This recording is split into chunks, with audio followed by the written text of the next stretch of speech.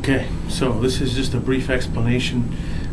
Basically, what can happen is we can have where the muscles get really tight and pulling on it when it's in the wrong position. When those bones get in the wrong position, those muscles could get spastic, one side tighter than the other, and we're noticing that lately with him with the last adjustment as well as this adjustment today.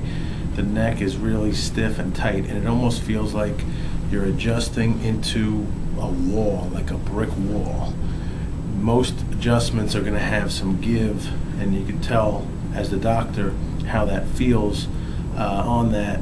But like I said, today as well as last time, we're noticing the brick wall effect, and it definitely makes things tougher. It's harder on the doctor.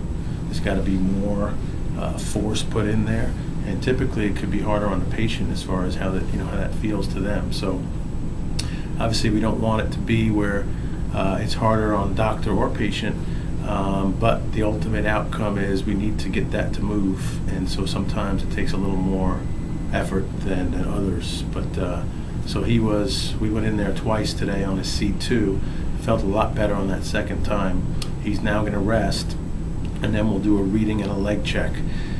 The reading of the nervous system and the leg check are really what proves if it was an adjustment indeed or if it was not an adjustment. And what I mean by that is anybody can put you in different positions and twist or pop or move things around, and it could be all kinds of sounds. That does not make it an adjustment. What makes it an adjustment, because, well, first let's back up. Why would you adjust? You adjust when there's subluxation, when there's pressure on the nervous system. So that needs to be proven and established first.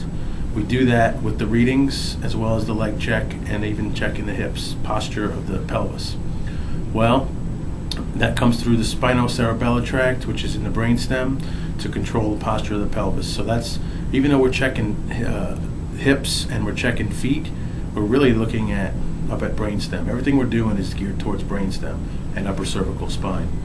And so basically an adjustment needs to show beforehand that there's trouble with the nerve system, as well as afterwards that it's been at least changed. It doesn't have to be perfectly clear every time, even though we strive for that. But we may not actually have that happen for a number of reasons. But the main thing is if we can introduce a change. In other words, we don't want to check him after rest and see the same exact thing we saw before. With the reading, with the legs, with the hips, then there's no change. Really, in essence, there wasn't an adjustment. We know when an adjustment indeed has been given by the fact of the reading changing, the legs changing, the hips changing. And then we know that patient is getting well and improving.